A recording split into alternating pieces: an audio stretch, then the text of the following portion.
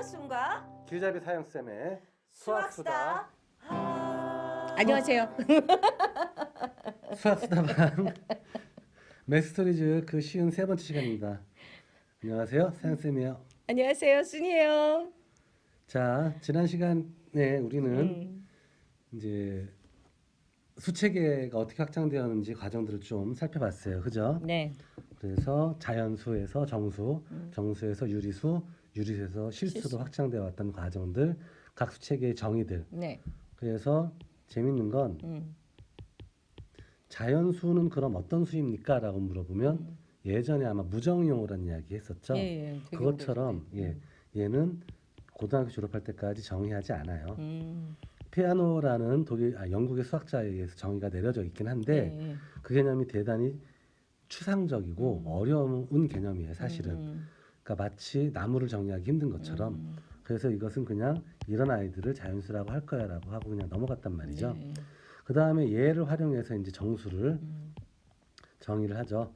자연수, 영, 음의 정수를 합해서 정수라고 할 거야. 네. 그 다음에 얘를 이용해서 유리수를 정의했죠. 네.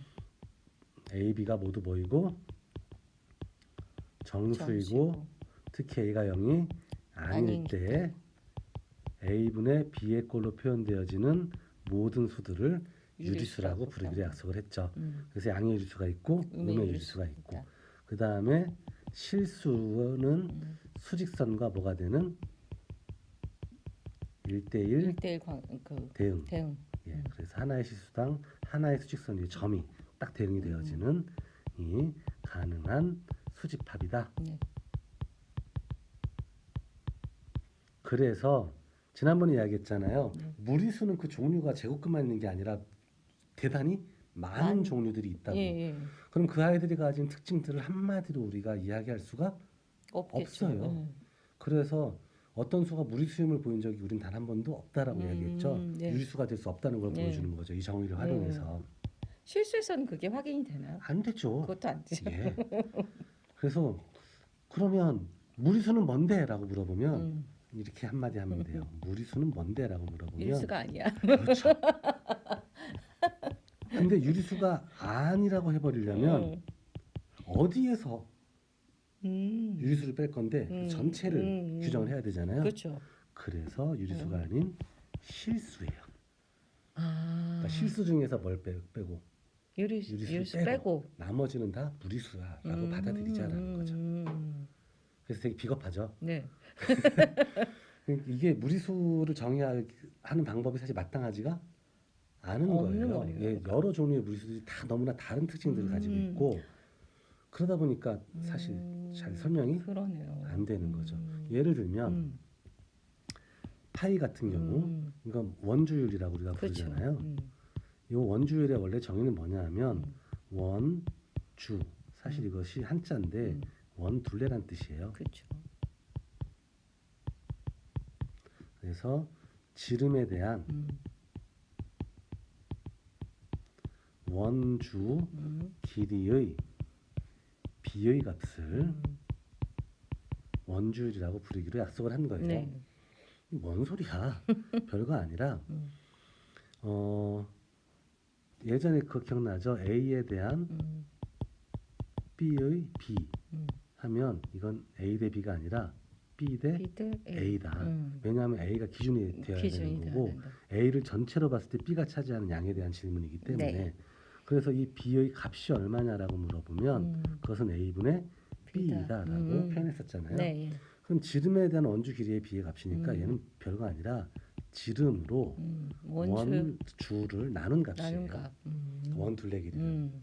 그러니까 이 개념이 왜 필요했던 거냐면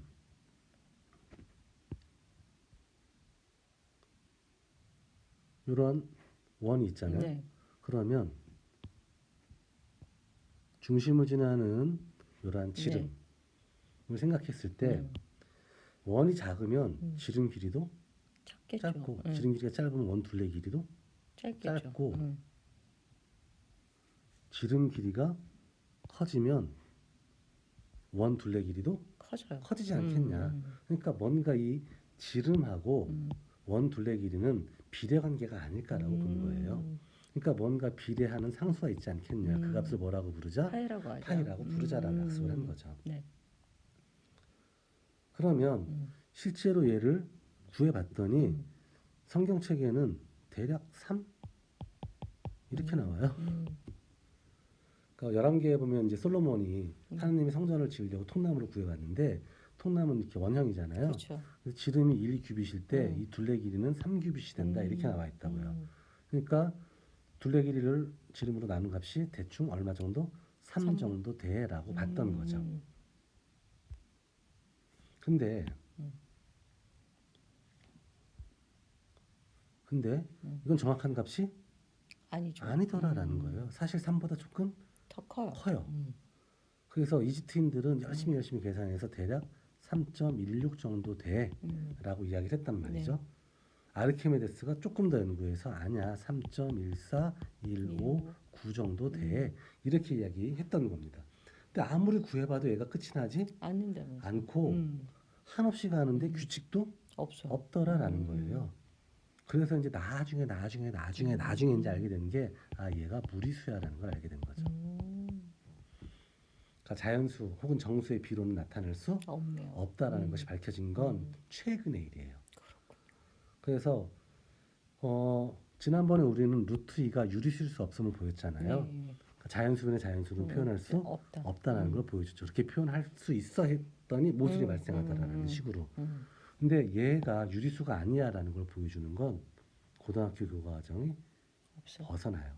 아 벗어나요. 예, 고등 미적분학 이상을 공부해야지만 보일 수 그게 있는 가능해지는 거야. 대학교 학부 이상의 이야기다라는 거죠. 그러니까 사실 쉬운 일이 아니네요. 아닌 거예요. 근데 그거 고교 수업에 들어가 있는 이유는 뭐예요? 왜냐하면 이러한 값이 필요하긴 하니까요. 그래서 고등학교 때까지 그냥 받아들여 얘는 무리수야라고 이야기하는 거죠. 예, 무리수용을 받아들이세요. 실제로 지구상에서 거대한 건축물 만들고 우리는 그런 삶을 살잖아요. 네. 그런데 필요한 원주율의 근사값은 어느 정도일까요? 보통 3.14로. 예, 거기까지는 충분한 거예요. 이것만 가지고도 크게 문제가 되지 예, 않는다. 프랑스에서 영국까지 해저 터널을 뚫는데 아무런 하자가 없다는 거예요. 이게 왜 어렵냐 하면 영국이 있고 프랑스 대륙이 있고 해저 터널을 여기서 뚫고 여기서 뚫어서 가운데서 만나게 만나야 만들거든요. 되잖아요. 근데 지구가 둥글단 말이에요. 네. 그러니까 원형을 감안해서 정확한 값으로 계산해야지만 측량을 해야지만 이게 만나게 만나겠죠. 뚫을 수가 있겠죠. 그런데 필요한 것도 이 정도면 충분하다는 거예요. 근데 그렇군요. 인간들은 끊임없이 더 궁금해요. 더 정확한 값이 얼마지? 더 정확한 값이 얼마지? 그런 것들을 구하려고 노력들을 엄청 하겠죠. 했다라는 거죠. 그래서 이러한 것들이 이제 수체계에 대해서 이제 기본적으로 우리가 알고 있는 내용들이다라는 거예요. 여기까지는 이해가 됐죠. 네. 자, 그러고 난 다음에 지난 시간에 이제 마지막으로 이제 수체계에 대한 이야기 하기 전에 했던 게 구적 문제였죠. 네, 예, 맞아. 직사각형은 구적이 가능하다. 그래서 얘랑 똑같은 넓이를 가진 정사각형을 그릴 수 있어라고 이야기했었던 네. 거 기억날 거예요. 네. 비슷해 보여요? 더 넓은 것 같아요. 그렇죠? 손으로 그리는 것의 한계 뭐 이런 건데 네. 그럼 직사각형은 구적이 가능한 도형임을 알았단 말이죠. 구적 가능하다. 사실 이걸 알면 뭘 알 수 있냐 하면 모든 삼각형은 구적 가능하다라는 걸 알 수 있어요. 왜 그러냐 하면 삼각형의 넓이는 밑변 곱하기 높이의 2분의 1이잖아요. 네. 그게 왜 그렇게 됐냐 하면 이 높이를 절반 딱 나눴을 때 만들어지는 직사각형. 예. 그러면 얘하고 얘하고 합동이 되고 얘하고 얘도 합동이 되기 때문에 이 직사각형이 삼각형하고 넓이가 같아지거든요. 그러니까 따라서 모든 삼각형은 뭐가 가능하다? 구적이 가능하다. 구적이 가능하다라는 걸 알 수 있어요. 그래서 모든 다각형은 구적이 가능하다. 예, 이런 구적이 결론이 가능해요. 나지는군요. 그렇죠. 그렇군요. 왜 그런데?라고 물어보면 그러게 하면 안 되고요. 왜 그런데?라고 물어보면 예를 들면 일반 사각형이 있을 수 있잖아요. 직사각형이 네. 아닌 이렇게 찌그러진 이러한 사각형은 구적이 가능해?라고 물어보면 우리가 지난번에 기하학할 때 제가 제일 중요하게 했던 게 기본 아이디어의 확장이라는 개념이었잖아요. 그러다 보니까 모든 다각형은 삼각형으로 쪼갤 수 있어. 네. 그러니 우리는 이 삼각형이 가지는 성질만 명확하게 알면 다각형이 가지는 성질을 그 안에서 유추할 수 있을까라고 이야기했었잖아요. 네. 그걸 똑같이 쓰는 거예요. 어떤 사각형이든 삼각형 두 개로 쪼갤 수가 있어요. 있고 이 각각의 삼각형은 다 구적이 된다. 가능하므로 요 삼각형하고 같은 넓이를 가지는 정사각형을 만들 수 있다. 있어요. 이 삼각형하고 동일한 넓이를 가지는 정사각형을 만들 수도 있죠. 있겠죠. 그 두 개의 정사각형을 이렇게 수직으로 붙여버리면 요게 하나의 직각삼각형이 되잖아요. 그렇죠. 그러면 요 빗변으로 만든 정사각형의 정사각형. 넓이는 이 두 개 더한 거하고 어떻다? 비례한다. 같다. 같다. 이게 피타고라스 정리잖아요. 예, 그렇죠. 요 두 정사각형의 넓이의 합이 얘랑 같아진다. 그러면 얘하고 얘하고는 넓이가 어떻다? 같다. 예. 이런 식으로 삼각형으로 쪼개서 붙여나가 버리면 어떠한 종류의 다각형이라도 다 구적할 수가 있다. 있다는 걸 우리는 알게 돼요. 네.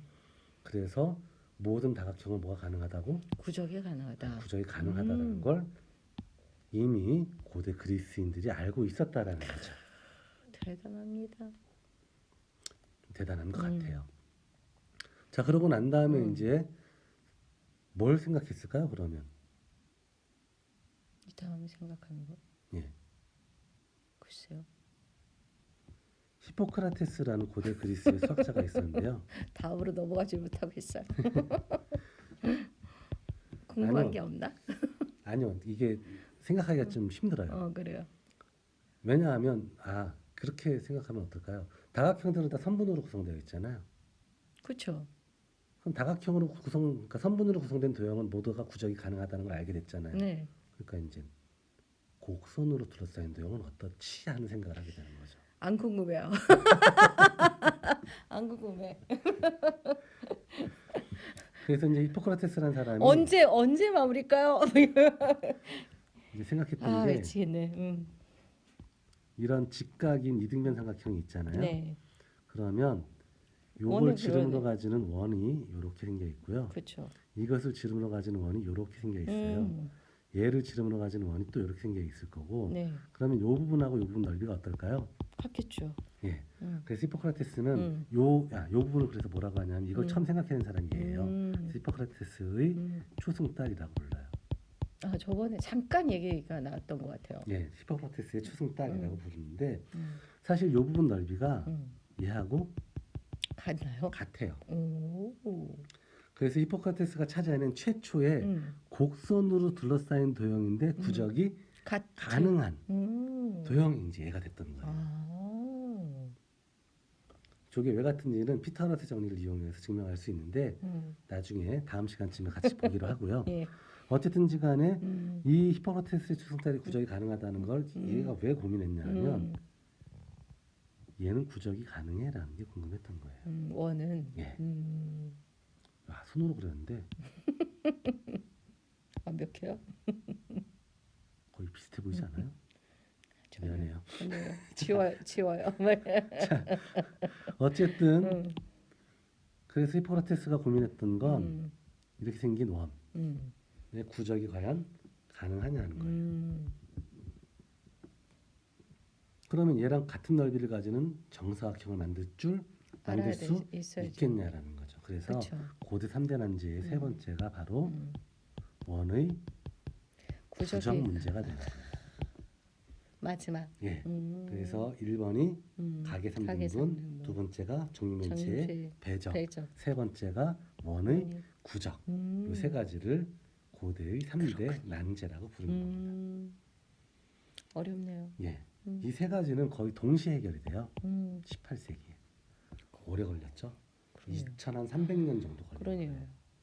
그 2300년이라는 긴 시간 동안에 엄청나게 많은 수학자들이 도전하고 좌절했던 그런 문제가 바로 이 3대 난제였던 거죠. 그러니까 그들이 그렇게 많은 사람들이 포기했던 것들을 어쨌든 누군가가 결과를 냈고 그 시간을 아주 짧은 시간에 뭘 알아야 되는 거잖아요, 저희는. 그렇죠. 근데 사실은 난 뉴턴이라는 사람을 개인적으로 별로 존경하진 않아요. 왜냐면 이 사람이 그냥 인간적인 어떤 삶들을 보면 위대한 학자이긴 하지만 별로 존경할 법하다 뭐 이런 느낌은 잘 안 들더라고요. 근데 이 사람이 했던 말 중에 유일하게 제가 마음에 드는 말이 뭐냐면 나의 내 새로운 발견은 별로 이 사람이 겸손한 사람도 아니었단 말이에요. 그럼에도 불구하고 내가 앞선 시대를 살아갔던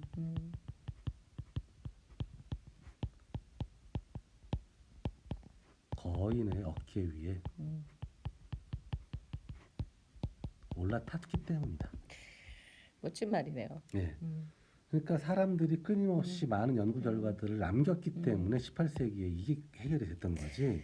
그 이전까지 이런 연구 결과 과정의 축적들이 그쵸. 없었다라면 이건 해결되지 않았을 거다라는 거죠. 여전히 우리는 그럼 이걸 고민하고 있겠죠. 그렇죠. 이 세 가지 3대 난제는 결국 어떻게 해결됐냐 하면 안 된다로 해결됐어요. 뭐죠?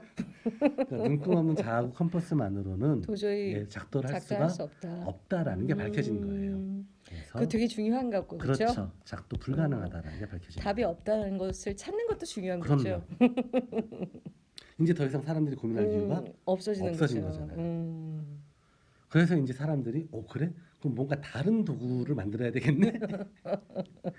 그래서 그럼 어떤 도구들 내가 가능하지? 뭐 이런 것들을 이제 고민하게 되고 사실은 뿐만 아니라 18세기 이 문제를 해결했던 수학자는 인류가 작도 가능한 수가 어디까지인지 이를 다 밝혀내요. 대단한데요. 예, 그래서 이제 더 이상 작도가 가능하다 불가능하다를 고민하지 않게 만들어준 거죠. 그렇군요. 그래서 대단했던 거예요. 그래서 작도 불가능이라고 판단이 됐어 그러면 다들 그러는데 이게 얼마나 중요한 건데요. 이렇게 해서 이제 3대 난제에 대한 이야기들을 아주 긴 시간에 걸쳐 가지고 드디어 해결을 했네요. 굉장히 많이 장가지들이 있었어요. 근데 네. 되게 중요한 장가지들이었던 것 그렇죠. 같아요. 그래서 이제 우리의 사고들이 계속 조금씩 열려나가고 네. 확장되어 나가는 과정들이 이렇게 이야기들이 진행되면서 가능해지는 것 같아요. 공부할 건 자꾸 쌓입니다. 근데 뭐 어떤 문제를 푸는 게 아니라 저랑 같이 이야기했던 것들을 동영상으로 또 돌려보고 네. 그냥 대화를 나누었던 그 기억들을 떠올리면서 네. 보다 보면 자연스럽게 내 사고가 확장되는 것이지 자꾸만 어떤 문제를 풀어야 한다 아니면 이것을 외워야 한다라는 강박은 좀 안 가졌으면 네, 좋겠어요. 알겠습니다. 사고 확장을 위한 프로젝트예요. 그렇죠. 자, 오늘은 여기까지 할게요. 안녕. 안녕.